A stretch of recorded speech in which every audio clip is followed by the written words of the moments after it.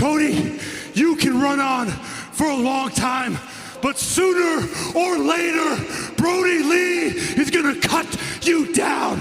And I am gonna take this dog collar, Cody. I am gonna wrap it around your neck. I am gonna wrap it around that God-forsaken tattoo. And you, Cody, will have nowhere to run and nowhere to hide. You, Cody, you have 1 week to answer me. Are you a man or are you a coward?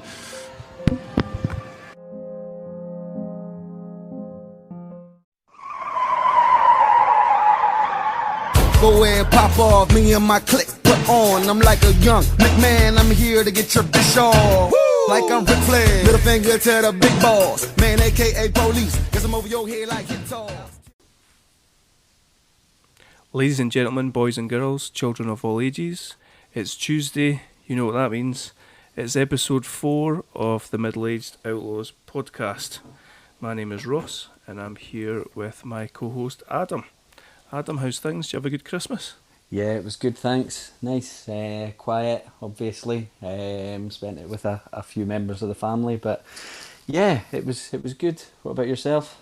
Yeah, it was good, thanks. Hectic. We're both kids, and Finlay got a wrestling ring with a steel cage and a few wrestling figures. So yeah, there was Nice. a lot of wrestling involved, but yeah, no, it was nice. Thanks. It was good.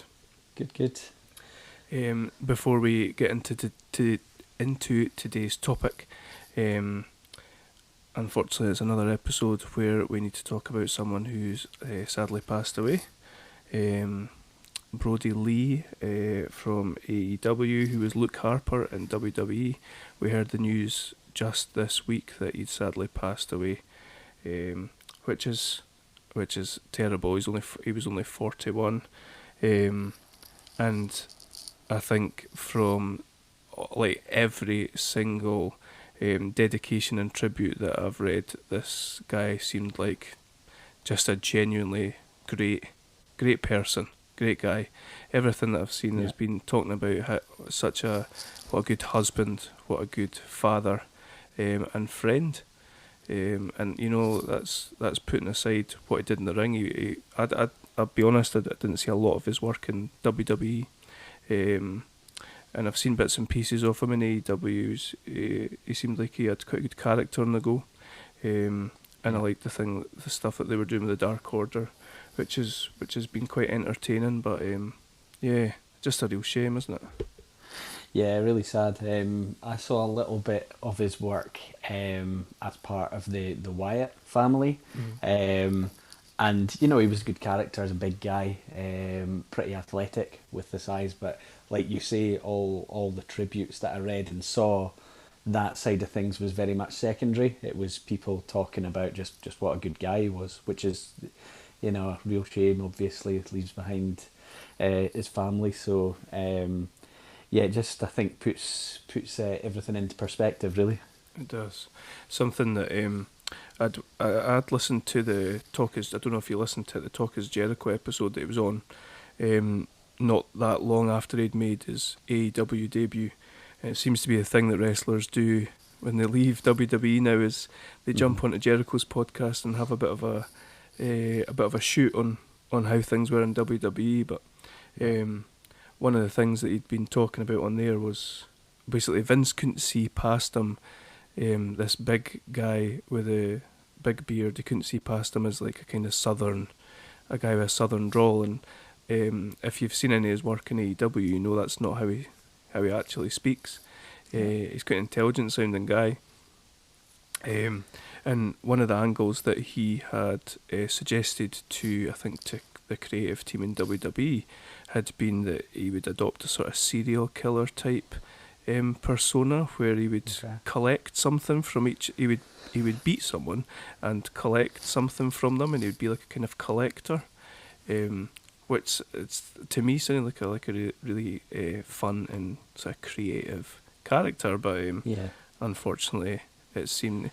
I think he was saying that regardless of what he put forward, it always just came back to Southern drawl and kind of redneck character that like he played with the Wyatt family, which is a shame. Yeah. But obviously the bigger shame is that his family have lost him, and that it seems like the wrestling industry have lost like a really great guy. Yeah, very sad. So in our last episode, we spoke about our top 5 Intercontinental Champions, and I think towards the back end of that, when we were talking about our number 1 pick, which was Chris Jericho, we were kind of veering into a bit of a wider and bigger conversation about greatest wrestlers ever, and I think you and I afterwards we'd spoke about it, and we'd thought that might be something quite cool to try and tackle. Yep. So we have decided to give that a go today. There can I was going to say there can only be one greatest all time, but we're going to try and list our 5 together. So to do that, rather than us both take a shot each and say this is 5, 4, 3, 2, 1, we've got a list of 10. We're going to try and whittle it down to 5, and we're going to try and rank them. So this should be interesting, Yeah. to say the least. It'll be fun, a bit different. It is a bit different. Yeah. So who've we all got? Who we've got 5 each. So who have you got? I've got The Rock, Ric Flair, Hulk Hogan, The Undertaker, Stone Cold Steve Austin. And we've got Shawn Michaels, Chris Jericho, John Cena, Bret Hart, and Triple H. Yeah. Now you could, I think if you or I had said that was there, here's my 5 and here's your 5, you might say what you're talking about, but like you couldn't say like that's a wild list. If you're 5 already, so this is going to be difficult. So the criteria that we have talked about, I think we maybe touched on in the last episode. We're talking about what, career longevity. Longevity, in-ring performance, and the promo, the ability on the mic skills. They were really the 3 criteria we listed, and then when we got to talking about things outside of the podcast, we were talking around, considering as well the influence that's kind of left behind by the performer. So are there hordes of other wrestlers that have been influenced by that guy, and does that in a way elevate the actual importance when you look at him? So kind of threw that in as another element of it, really. Yeah, and I think coming to think about some of the guys that we've just listed there, some of their influence is really, really obvious, and some of the influences is not as obvious, but possibly just as big an influence. Yeah. Is there anybody we have in our 10 that we need to get to our 5? Is there anybody that off the bat you would say, I don't think that they deserve to be there? See, when I was given my 5, the sort of, it's difficult to say this guy shouldn't be in the mix, but for me, when you look at one of those criteria in particular, which is longevity, I have The Rock on my list, and an initial run, which is 96 to 2004, and then a couple of comebacks. It's not a big period of time actually in the business. Now, 8, what are we talking about here? 8-year run, and probably 6 or 7, maybe arguably, of that 8 years are very near the top. And when you talk around some of the criteria we have talked about, he absolutely would be in the mix. But when I'm doing like a comparison between him, Ric Flair, Hulk Hogan, The Undertaker, and even Steve Austin, he's not got that that sort of longevity that the rest of them have. So just on that one criteria, I would say he's the one that he's kind of at the bottom of my list of the 5 I was looking at. Okay. I think that's fair, and I think that's probably the kind of criticism that would go against The Rock whenever you're considering this sort of thing, is that he did have a relatively short run. Yeah. But on the flip side, his influence is probably massive. Yeah. And just thinking beyond wrestling, one of the biggest things I think about talking about a wrestling superstar is the number of people that know him, know that person out with wrestling fans. Yeah. Everyone knows The Rock, but that's probably because of how successful he's been as an actor. Yeah. Whereas someone like Hulk Hogan, everybody knows Hulk Hogan, but it's not because of Suburban Commando or Mr. Nanny. Do you know what I mean? Yeah, absolutely. And it is really difficult, because if you split out all these criteria, you know, some people would be a lot higher on some of them than they are on others, and it's probably the only one he's really low on. But it's really hard to compare him to some of the others when you look at that particular element. Yeah. Yeah. So someone like Flair Yeah. has been in the business essentially his whole life. Yeah.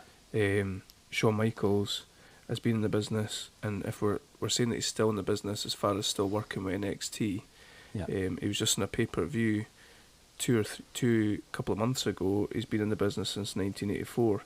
Jericho's had 30 years, Undertaker's had 30 years, Triple H is still in the business, hasn't been going since the 90s. Yeah. Yeah, I mean, even Austin, I mean, he's kind of, certainly on my list, he's the second shortest, but he, you know, is 14 years, and it's, you know, almost double that what The Rock had in reality. But again, Are we knocking The Rock off? for me, from my 5, he's the one I would knock off. Okay, let's do it. Let's be ruthless.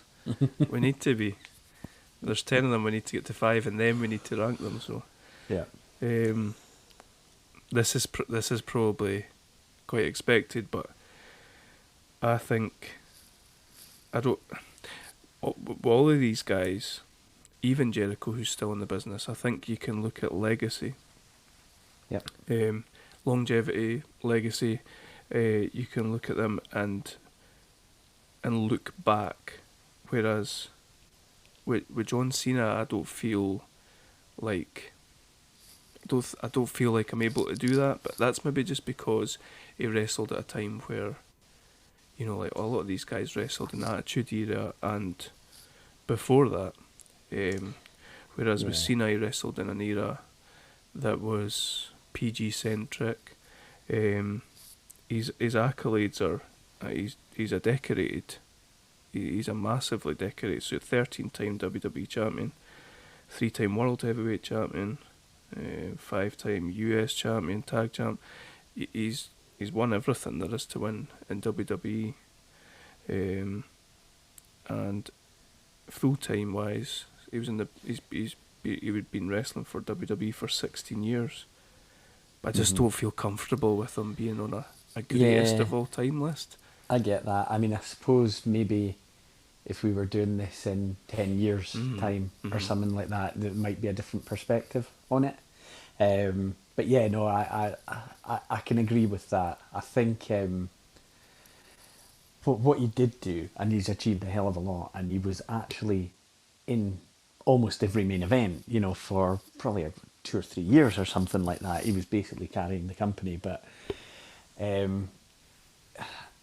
I think it's maybe too early, even still, to put him on an all-time list. And it's weird because I don't feel the same about Jericho, who you can maybe look at and say he's still going, but he's more important to the company he's in than Cena is now to the one he's in.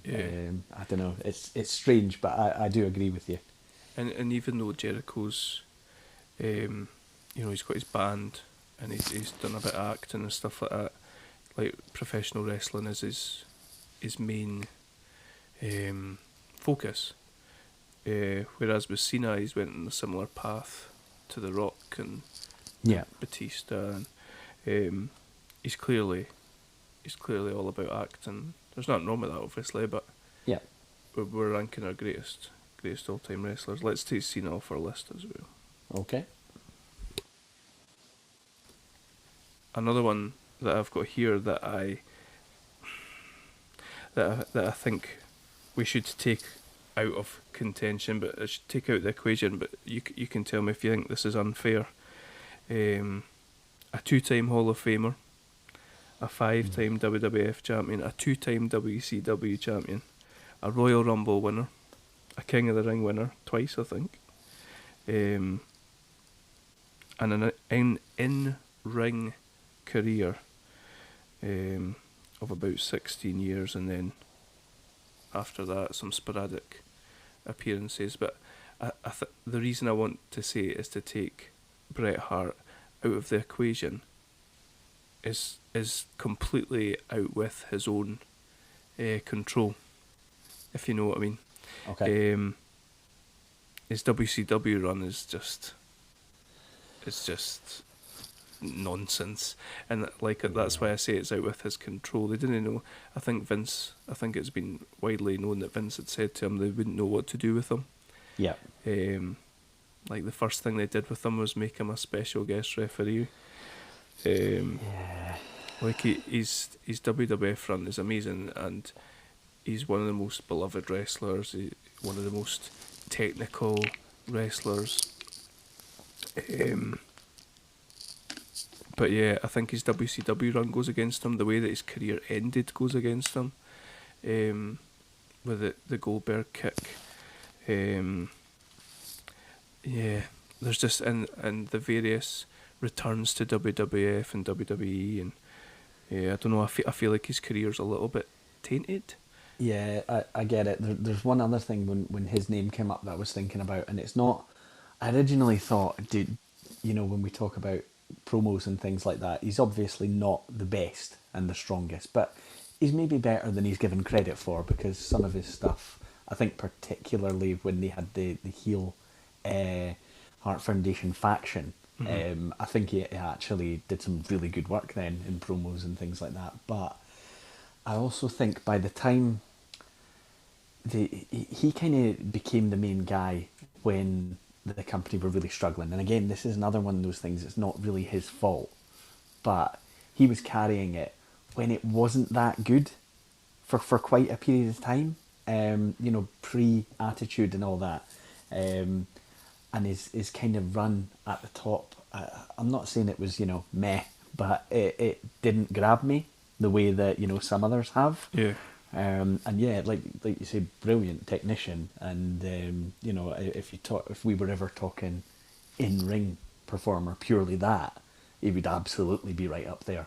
It was one of these guys that everything he did looked so smooth and so easy, and never hurt a guy and stuff like that. And but it's there's probably I think what we're gonna be thinking a few times when we do this, you have to draw the line somewhere. And for me, there's others on this list that would be ahead of him. So yeah, I get it.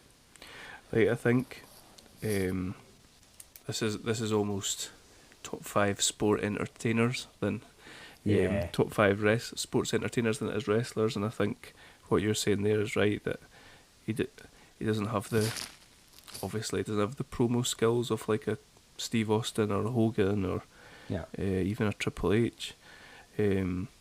I think unfortunately for him, the storylines are what makes this list almost.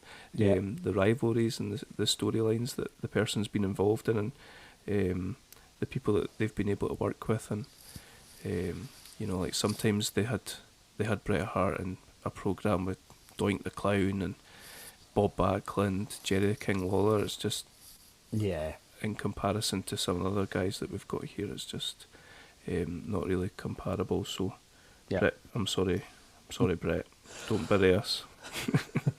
You're getting scratched off. Okay, so I've got Michaels, Triple H and Jericho here. What have you got? I've got Ric Flair, Hulk Hogan, Undertaker, and Steve Austin. Okay. So we've got 7. Yeah. We need to get down to 5. This is now, I'm thinking, when things might get difficult. Yeah. See, Yeah. I when I look and the criteria we gave, and that a lot of the things we talked around, if I'm doing a best ever list in terms of sports entertainer, I can't not have Hulk Hogan on it. And I don't like him, but he has to be on it. You love Hulk Hogan. I've never been his biggest fan, but the credentials, they're kind of undeniable. I mean, what would the business even be if he hadn't come along? Yeah. So as I look, he's the first one that jumps out as you just have to put him in, and right. the others, as you look through them, you maybe find a way of comparing them and splitting somebody out. But I think for me, I don't know what your thoughts are, but I just think he has to be in. I agree. Let's put him to the side, and we can work out where he sits. But let's put him to the side just now. What is wrestling without Hogan? Unfortunately, Question if it would have ever gripped us the way that it did when we were young boys without him. So agreed. Do you feel the same about anyone else you've got there? See, this is where probably personal, the fact when I watched it, what was great, what I look at, I've got Ric Flair sitting here, and people could look and say his credentials should get him straight in as well, but I'm not quite so sure that they do, in my opinion, because I probably have. I was looking at the name The Undertaker and thinking I've probably got him ahead of Ric Flair, and then I scrolled down a tiny bit and saw I've also got Steve Austin sitting there, and I don't know that I've got that other, without giving it more thought, that other automatic he's in, because if I did, I'd probably say Steve Austin, and is that just being too biased to the fact I was right in it, watching it when he was on absolute fire, or does that not even? It probably doesn't even matter, to be honest. Austin's equivalent to Hogan for the Attitude Era. People knew who Austin was without watching wrestling. Yeah, I think. Yeah, I think so. I mean, you had them. Some of the advertising they were doing at the time, and his shirt was everywhere, and I think he kind of went into entered into pop culture. Really, it wasn't just in the ring or watching Raw or the pay-per-views. I think he was kind of just there. But yeah, I mean, at a point when the company had never been hotter, he was the top guy. Absolutely, for a long period. Yeah, so he's probably my other. Put him in. Cool. And then worry about the rest. Cool. So Austin and Hogan put to one side. Yeah. Over this side of the house, I feel the same. Do I?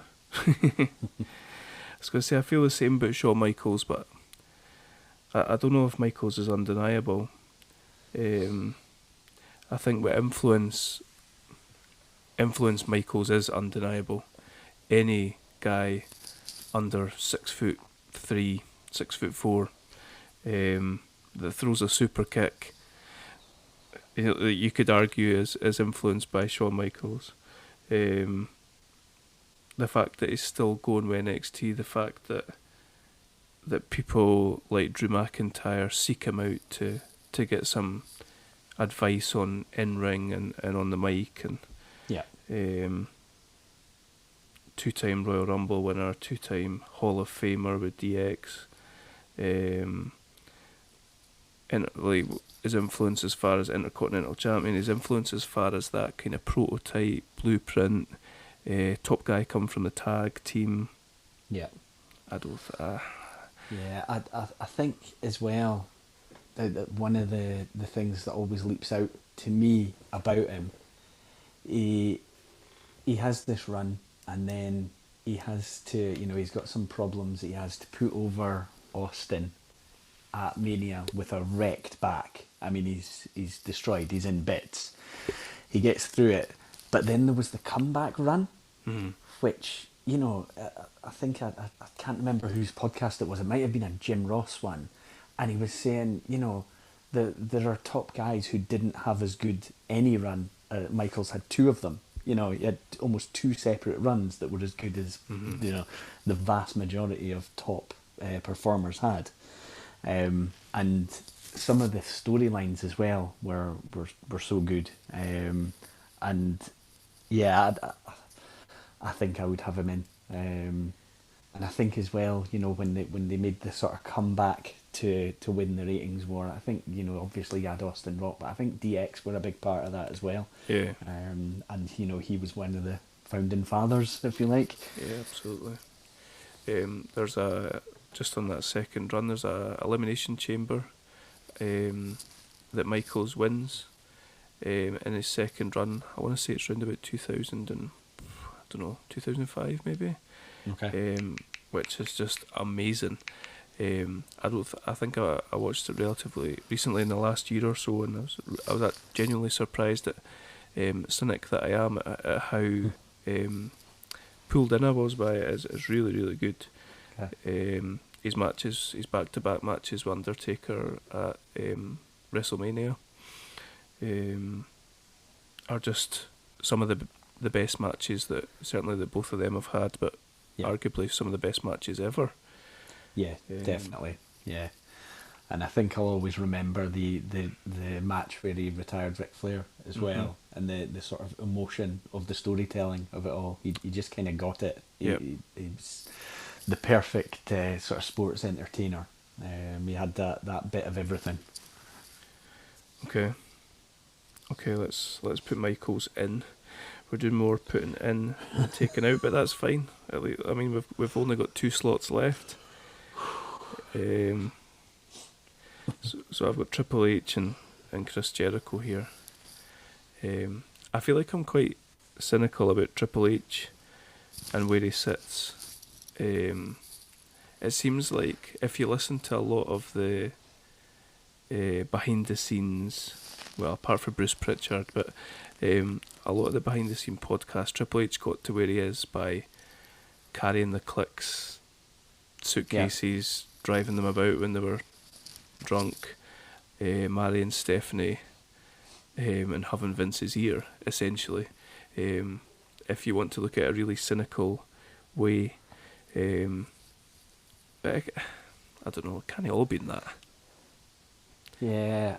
He's a 9-time champion, 5-time heavyweight champion, 2-time Royal Rumble winner, 1997 King of the Ring. He had his run with DX. He was in the corporation or corporate ministry. One of them. I think he would have been in both, because I think he joined the corporation before they merged. I think so. Yeah. And then he had his later run with Evolution and putting Randy Orton and Batista over. But then there's more recently, obviously, as a face of NXT, and if he is as involved with it as what he seems to be, then that's a legacy within itself, and that's probably enough to put him high on some list. Whether or not that's this list, I don't think it is. Yeah, I think my instinct on the name is he's top 10 but not top 5. Okay. I think maybe people go too far at times with the assumptions about where he would have got without certain factors being in his favour. I obviously, you marry the boss's daughter, you get in with what was at the time the most influential group of people that are there. Obviously, you're going to have some career advantages from having done that. But when I look at it, and he had this, he's kind of got these different runs. There's a couple of runs he has early when he's working with the likes of Rock, Austin, Kurt Angle, people like that. and he's excellent. You know, he's brilliant in the ring. He's a good talker. He's a good heel. But there's this sort of voice in the back of my head that says, yeah, he's maybe, without these other things working in his favour, he's maybe been a world champ once or twice or something like that, you know, and been around the main event picture, but not headlined, you know, every event for 3 years or something like that.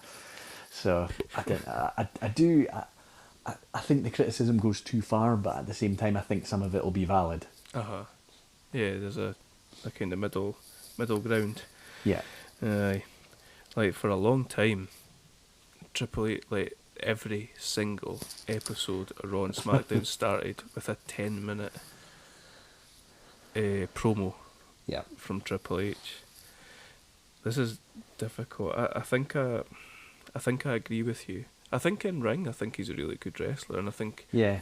he's maybe I he's think- similar to Bret Hart in that he is really technically really good. I think part of the frustration I have is I think when he wants to do something with someone and put them over, he's so good at it. Like, if you remember the Batista angle, where, you know, he basically, Batista won the Rumble, but he's in Evolution and he's going to be going for the other title, and basically Triple H thinks he's masterminding all this, and then, but Batista's in on it and knows what's going on, picks him, beats him again, you know, and that was the frustration I have is I look at that and think he could have done that for more people. Absolutely. Because he did it so well, but I just think there was a reluctance there to do it generally. The one that sticks in my throat is Booker T, where he said that infamous people like you don't get to be world Yeah. champion, and Yeah. then beat him. Yeah. Like I get it. Like that's kind of heel work. If the face then beats him, Yeah, it's surely the point of that is to set it up so he gets his comeuppance, and then they just don't deliver that. Yeah. hits him with the pedigree and crawl, you know, like takes 30 seconds to crawl across the ring, pin him, 1, Yeah. 2, 3. It's just, like that's not the reason why I wouldn't put him in a list, but it's things like that. Yeah. Same with RVD, he was kind of involved in a bit of a program RVD, but I don't know that he ever really gave him the chance to properly get over. Yeah, I think reluctantly for me anyway, we'll take him off. What do you think? Yeah, I think so. There's no doubting the credentials of these guys from a top 10 point of view, but at the same time, you're having to compare them to the other guys that are on the list. Yeah. So some people are going to miss out for various reasons, and I think there's a few valid ones being touched on there. Yeah. Like just thinking on Triple H, I liked his run with Austin when Austin was heel. I liked the 2-man power trip. Got cut short, I think, because of Triple H getting injured. Yeah, that was when he did his knee and then he continued the match, and That's right. And you know, that kind of thing, nothing but respect for it. So there's a lot there that's impressive. It's not to belittle his accomplishments. No, absolutely not. Okay, cool. Right, I've only got Michaels and Chris Jericho left on my bit of paper here. Who are we missing? Ric Flair, Undertaker. Yeah, they're the two that we haven't done anything with that were on right. my list. So we've got Jericho, Undertaker, and Flair, and only two of them. Only two of them can make it. Yeah. Right. Yeah. Any views on any of them? Is Flair underrated by us because of our age and because of his WCW credentials? Probably, because I mean, as a youngster, I didn't watch WCW. It was more in the later days, and it's great having something like the network where you can go back and view things now. But back then, for me, he was just the guy who randomly turned up, holding a different belt. And I'm like, but I looked at him and thought, he can't beat the top guys that are there. Because, you know, he's apparently been in this other company. But, you know, if you look at him side by side with Hogan or Warrior or someone like that, you don't look at him and think he'll beat them. Nah. But when I was looking into things, 1972 to 2011, and a lot of it's not great. There's probably a good 15 years or something he probably shouldn't have been wrestling. But then across the old Jim Crockett Promotions, National Wrestling Alliance, WCW, WWF. So a lot of them merged when WCW was created. But sort of talking major world titles, when you count those up, it comes in at 17. And I think when you look at influence as well, there's so many guys like Shawn Michaels, who worships him, thinks he's the greatest worker of all time. Saw the guy who isn't the biggest guy, and what he could do. I think so many people. Triple H talks about him in the same sort of way. Yeah, I believe Triple H is the biggest Ric Flair mark going. Yeah, and then you look at if you watch any of the old events and you see some promos and things like that, the styling and profiling, the cool heel that he was, and the Four Horsemen group that he led, and so many things that came after that were influenced by that. Yeah, and, basically most groups are a kind of version of the Four Horsemen, aren't they? Yeah, and I think that's touched on Triple H's love for him. That's I think why Triple H actually likes factions and why he's wanted to head his own at times and things like that. It's all influenced by that. So we maybe do only remember, certainly I did, only really remembered the times he was in WWF, and it's not that I haven't looked at his time in WCW, and obviously he was the big deal there. He was the main guy, carried the company for years, and some of the matches he put on and people he made, you could argue without him there would be no Sting, or certainly nowhere near the level he got to. Yeah. And I think he probably got the best matches out of Lex Luger that he ever had as well. And I think looking back further, there's the Ricky Steamboat matches he had, which were brilliant as well. But I don't know if maybe I'm too young. I don't feel it, but maybe I'm too young to have really appreciated him at the time, whereas someone comparable like Hogan was still going so strong and so prominent in everything I was watching when I started watching. So Yeah. I probably am a bit unfair on Flair. I'm not saying It's not fair I don't. to Flair. And then I remember the Rumble. I'm not saying he shouldn't be in, but he was never an automatic in for me. I know when Flair was on the Broken Skull sessions with Austin had said to him, "You are the GOAT." Yeah. Yeah, Austin's a wee bit older than us. I can probably understand that. It's not like now where if something happens on Dynamite that you'll see a clip of it within 2 minutes on the internet, or if something crazy happened on Impact that we would see it, or SmackDown or Raw or whatever. It's difficult for us to look back and think how influential Flair was on our wrestling viewing when we were younger, because he wasn't. Because he was barely there. We've covered that Rumble, the 92 Rumble, on this podcast before, and his performance was amazing. And then in later years, like he's just kind of always, especially in the kind of ruthless aggression era, he's kind of always just been there, putting on these ridiculous matches, looking about 60-year-old and taking backdrops and chopping people and falling over. But I don't know, it's difficult. It is one of those where it's funny because we said longevity is one of the criteria. There you go. But can it be a negative in a way? Because does somebody just go so long that they start to tarnish what they did in their prime? Absolutely. I think so. I mean, we talk about it with bands and things like that, TV shows that just go on too long, and how much better they would have been if they just quit while they were, on top. He's still turning up, and like he was getting involved in that that angle with Randy Orton and Drew McIntyre. Well, yeah, just the other week, the other month there. So they kind of get him to stay away. I'm more on the fence about Flair than I am with Undertaker, to be honest. I think Undertaker should be in. Oh, do you? Yeah. Oh, this could be our first proper button of heads. I feel like it's quite apt to compare Jericho and Undertaker. Yep. And that might sound a bit weird, because Jericho wasn't, obviously wasn't doing it in the pre-Attitude Era, and then in the certainly in the early Attitude Era. I don't even know if you would call that the Attitude Era that Jericho came into WWE in, but Yeah, it probably was. I think it was back still. end of it, was it? Yeah, I think so. Yeah.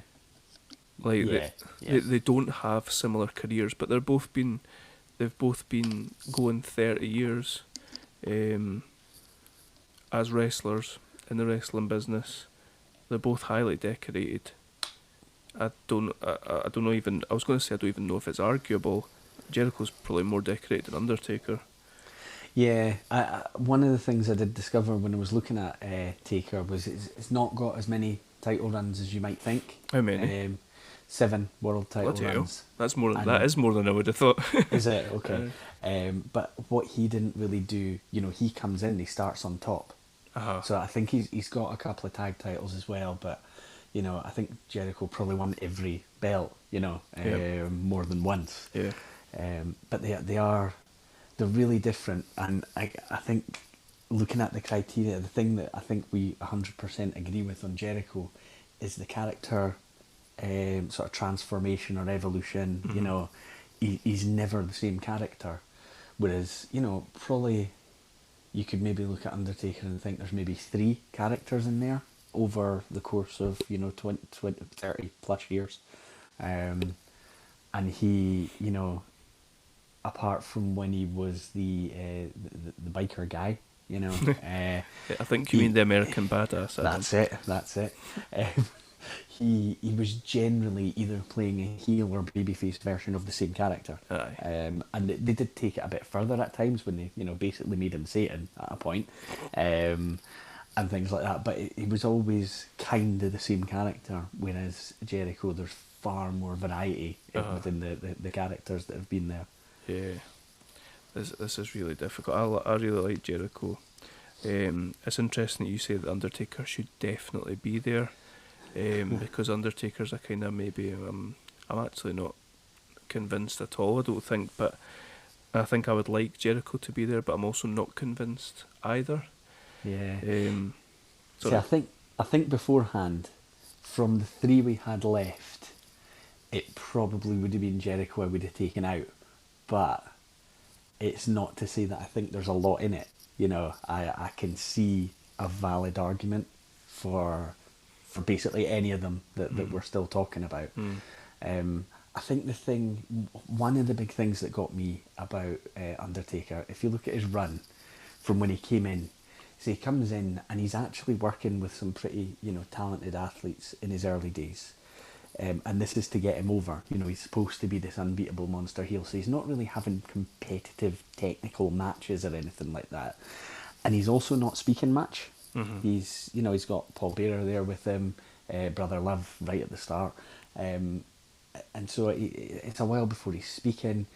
He's purely sort of connecting with an audience through the fear, and you see pictures of like they'll put the camera to a kid who's in the audience and generally looking a bit unsettled by what they're seeing, this massive guy with this aura and this haunting music, and he's going in and destroying everyone.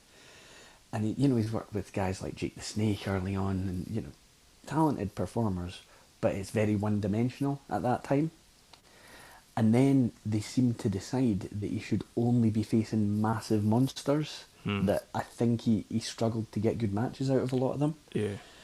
And it was only, later on into his career that it was as if, and I hear, if you ever hear Bruce Pritchard in his podcast, he was obviously involved in a lot of the booking and writing and things like that, and he's like apologising to him for not giving him better workers early on, because you look at what he did with a Shawn Michaels, with a Mankind, later on with a Triple H, and all those folk, Bret Hart, and he's able to work really good matches. Yeah. And he was almost, I don't know, handcuffed by their idea of what he needed to be early on.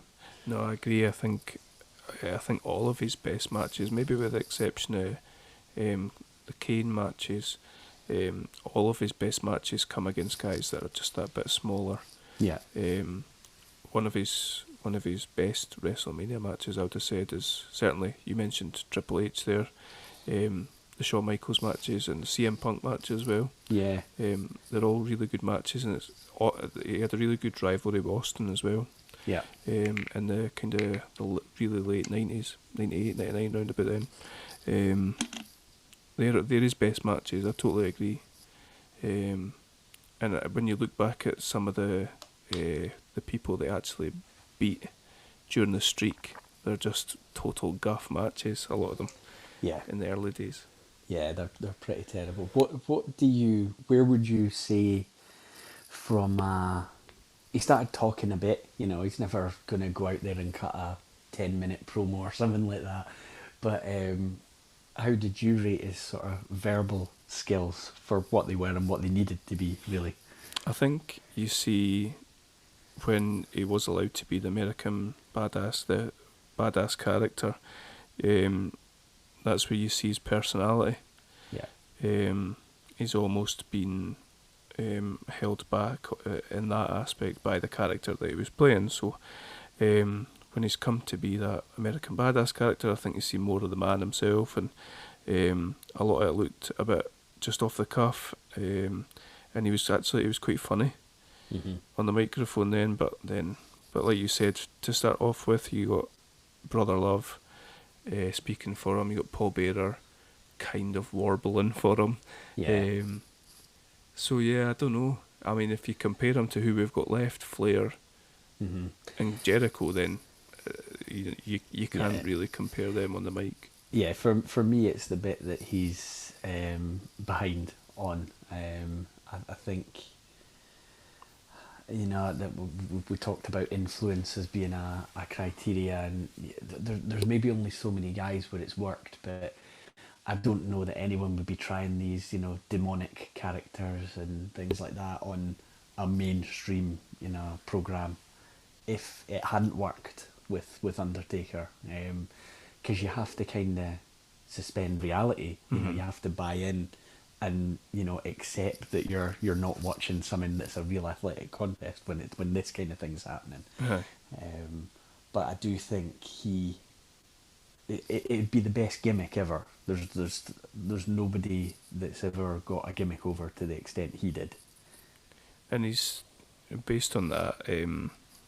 Again, the Broken Skull sessions with Austin, he lived the gimmick and dedicated himself to it, and it's probably something to be taken into account with that as well. Yeah.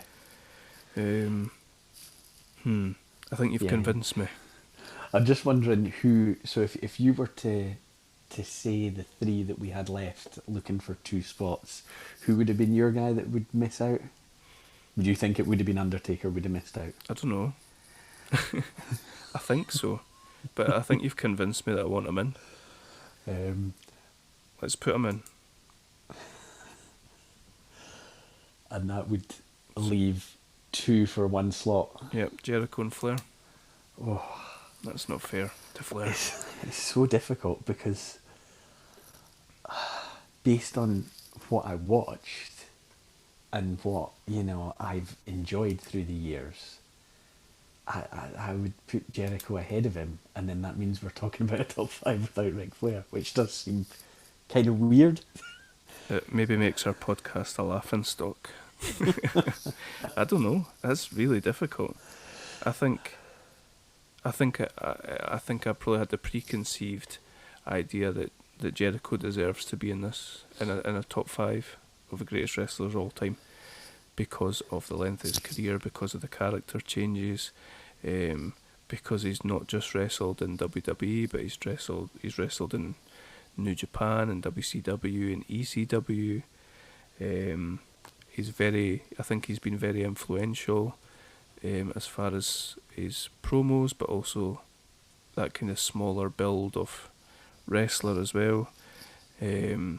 the fact that he's at the age that he was at, he's went away and kind of strapped AEW to his back and made it a thing. He could quite have easily lived that kind of cushy life of, you know, like kind of being in and around the title hunt on WWE for probably the rest of his career. Mm-hmm. And probably ended up like a colour commentator or something like that. Yeah, there's something really admirable about somebody who could have, just cruised, you know, and had that appetite to go and do something else. I think that's probably all over his career, to be fair. Yeah, it's not the first time that he stepped away and went and done something else, is it? And I feel like he's always trying to push the boundaries a bit. You know, we were having matches with Kenny Omega when Omega was still in Japan and things like that, you know, and I think he just had this appetite to do something different and have some different opponents and matches and things like that. Whereas nobody could have really blamed him after the longevity if, like you say, just, you know, hung around, had a couple of matches a year, probably got a very nice payday, took a different role when it suited him, where he wouldn't take any bumps and things like that. I'm absolutely sure he could have done that, but he must still have this appetite, I think, to create new things and build something, and it's probably quite exciting to be involved right from, you know, the start of it, to build something up from the ground. We're making quite a good argument for Y2J. I don't know if we're making any sort of argument for Flair though. Is it quite clear cut in your mind, or? It's difficult, you know. I think what I think about Flair is the big factor that keeps me looking back at him and thinking, is this a bit harsh? Is the influence, you know, and the style, the matches, the charisma, you know, all that. I never actually thought that much of a lot of his promos that we saw, because I think they kind of rambled and things like that a bit. But even when we rewatched the '92 Rumble before doing the Rumble matches podcast, I was thinking his promo at the end of that, when he comes across a bit of a madman, but I thought it was brilliant, you know. And a lot of his the younger day promos are so intense, so over the top, dripping with charisma, like you say. They're great. So I get the feeling if I was, you know, 10 years older, and, you know, if the network had been a bit older as well, I would probably be looking, saying, of course, he's a shoe-in. You know, you put him and Hogan in, and then you worry about the rest. But I just think with the age I am, what I watched, I'm finding it hard to put him ahead of Jericho. Oh dear. Okay, well, let's just... I'm just looking. Undertaker, HBK, Austin, Hogan, and Jericho. I don't know. Well, like, we can only go based on our own experiences. Let's do it. Let's put Jericho in. I think that's where we're going. Yeah, I think that is where we're going. There's a lot of dancing around it. It's still, you know, Bret Hart, he'll be most annoyed when he hears about this, and obviously gives it a listen, but yeah. He will bury us. Sorry, Bret. Yeah. He's a big listener of the show, obviously. Yeah, okay. Jericho, HBK, Undertaker, Hogan, and Austin. That's our 5. Now it's time to list them. Well, we've got our 5 for our list. What we don't have is an order. Jericho, Michaels, Undertaker, Hogan, and Austin. To get us started on making some sort of head nor tail of this, do you have anything that jumps out at you to start us off with, do you think? Yeah, I think for me, when I look at the list, when I consider everything, I'm basically picking between 2 people to be number 1, and obviously the other would be 2 in my mind. And I think the two people are Hogan and Austin.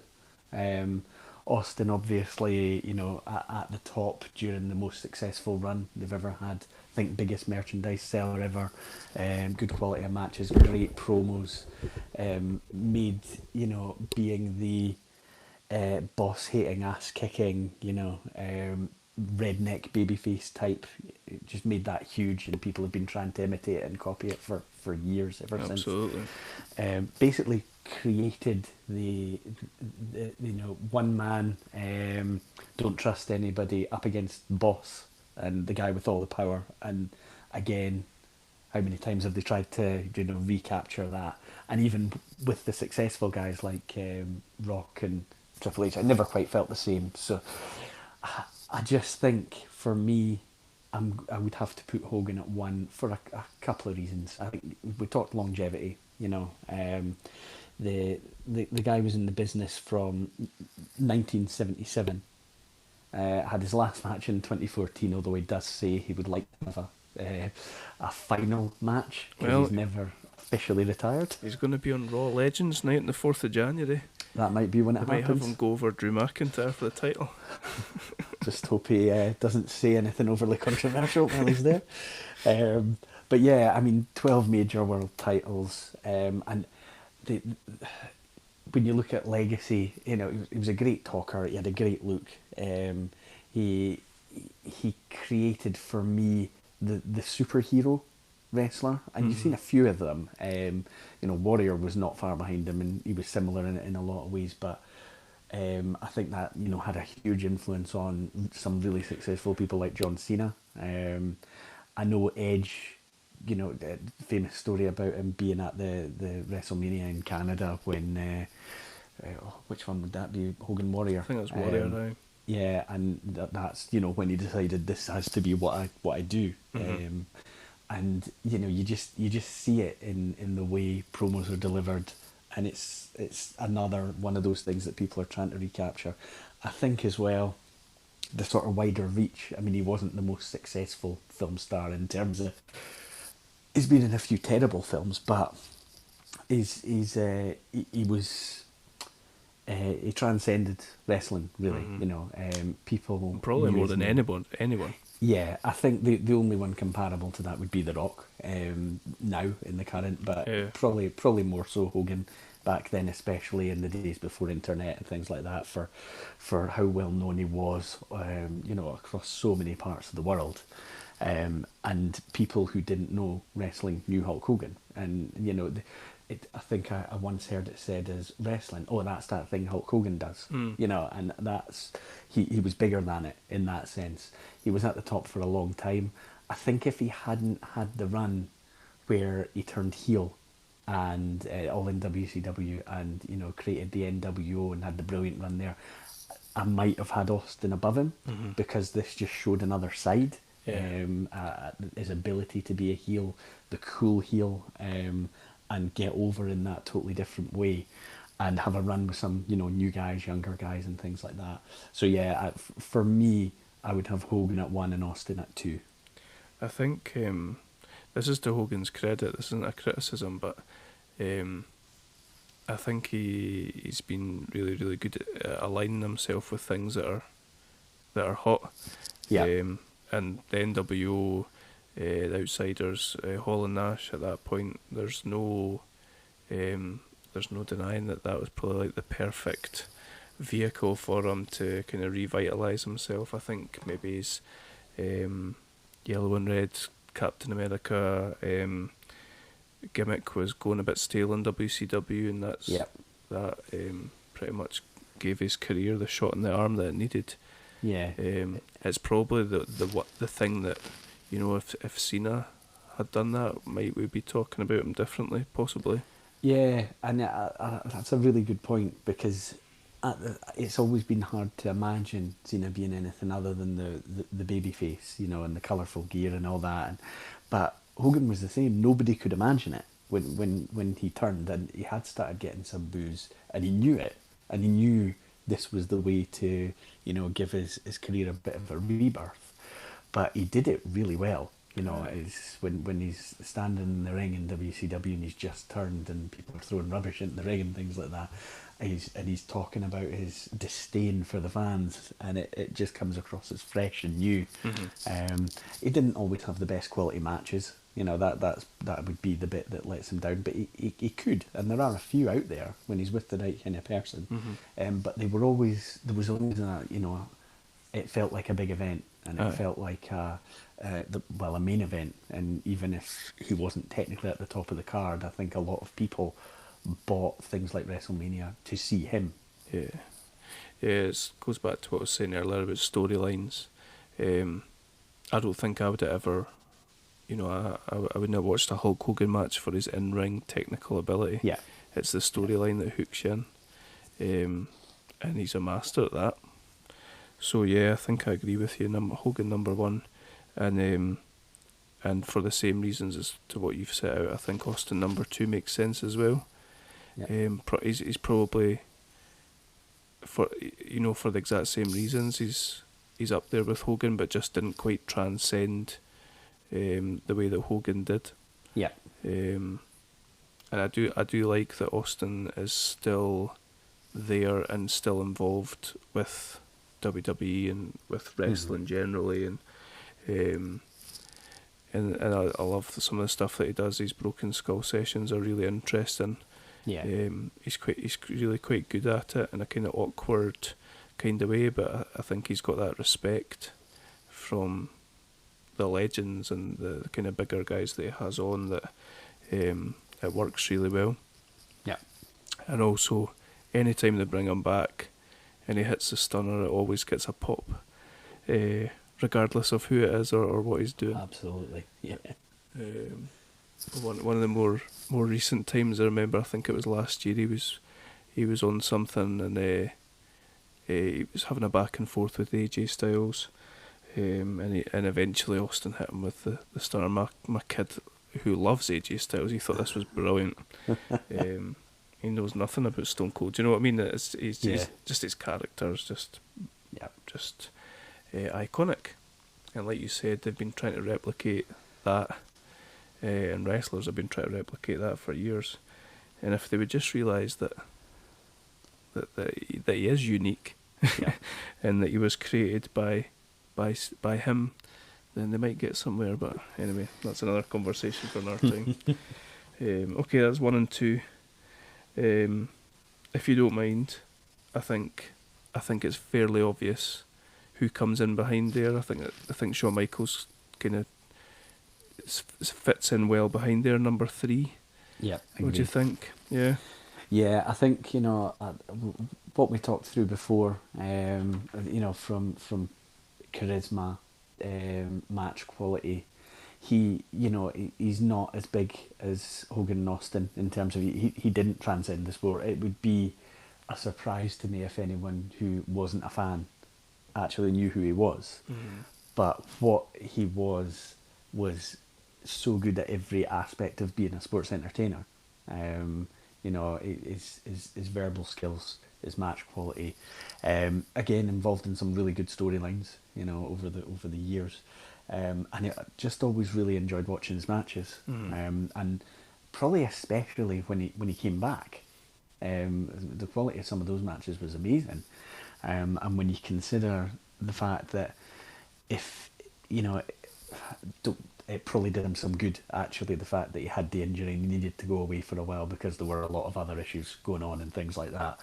But he seemed to come back with a sort of new lease of life, and I'm going to make the most of this because it won't last forever attitude. Yeah. And I think for me, the influence he had, you know, he talked earlier about him being a bit of a smaller guy. And having to work differently, can't be, you know, the monster, can't be the superhero, has to do it in a different way, and the technical wrestling skills were excellent. So yeah, for me, I would absolutely agree he would be third. I think for thinking about all three of these guys here, I think for influence as to why people would be wrestling fans, I think Hogan and Austin are up there, but I think for as far as influence and in-ring skills, then Michaels would be number 1 on the list. Yeah. Like I said earlier, every single guy that hits a super kick, a moonsault, a flying elbow, has a ladder match. Yeah. um, Yeah. everything. I think Michaels is just so influential. So yeah, I think he sits in there at number 3 quite nicely. That takes us back to Jericho and Undertaker. Yeah, I suppose it's logical, you know. It's the two that made it in from the remaining three, so they're going to be 4 and 5. It's just a matter of what order they're in. Yes, it's quite tough. You talked earlier, I think, about a sort of natural comparison between them because of their career lifespan's been pretty similar. Um,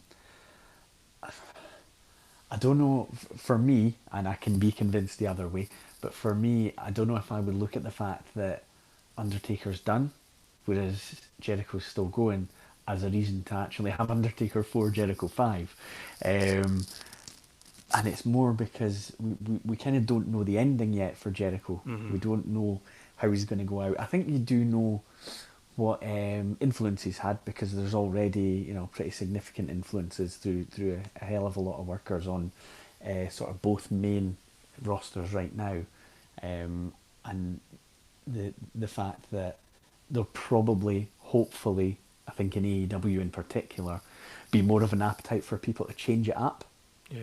Because they've seen Jericho up close, they've worked with him, and they'll be aware of how important it is not to go stale. And I'm pretty sure he'll be, you know, explaining that kind of thing to people. Yeah, I've heard backstage stories about how influential he's been with the tag team division in AEW, and how when it first started out, I think when Dynamite first started, basically the tag teams were a bit like tornado tag matches, and they were just going crazy. And I think he's explained to them backstage about the importance of rules and how that shapes a story and all that sort of thing. So Yeah, that sort of thing's really undervalued, I think, and underappreciated. yeah, and it's. I heard it. Was it on the Drew McIntyre thing with Austin actually, being told slow it down? You know, someone just saying to getting in the ear, slow it down. Yeah, you know, it's not everything. Undertaker he was talking about, was saying that to him.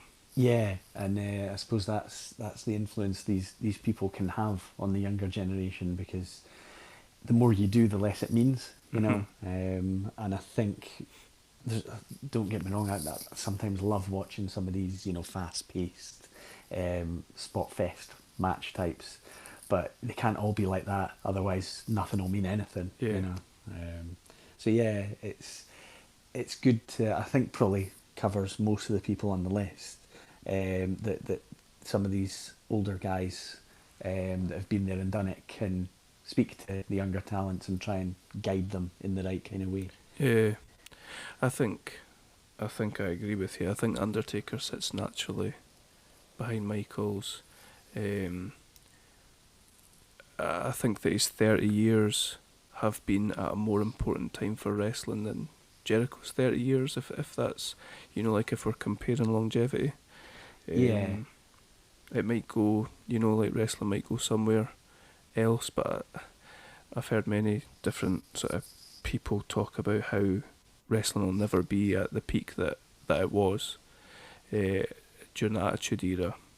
And Undertaker's basically, his peak was then. Yeah. And, you know, we spoke about Jericho previously, about the work that he did in WCW, and he was basically left to his own devices and all that sort of stuff, but it wasn't at that point. Undertaker's got a lot of iconic things that you can look back on and think of episodes of Raw and SmackDown and things during pay-per-views. You talked about Mankind at King of the Ring 98. Yeah. I think from an iconic point of view, Undertaker sits farther ahead than Jericho. Yeah, I'm happy with that. I think that's probably the way round I would have seen it. I do think there could be, again, you look at everything in hindsight, and when everyone looks back on Jericho's career when he's done, there might be something in there that changes any order. You know, it can only be what it is as it stands. and I think his influence is something that can be bigger than it currently is once, potentially goes into another role or takes a step back. But for me, he's definitely deserving on the list, but I would have him fifth. I think that's the order I would go with. Okay, that's decided. That's it.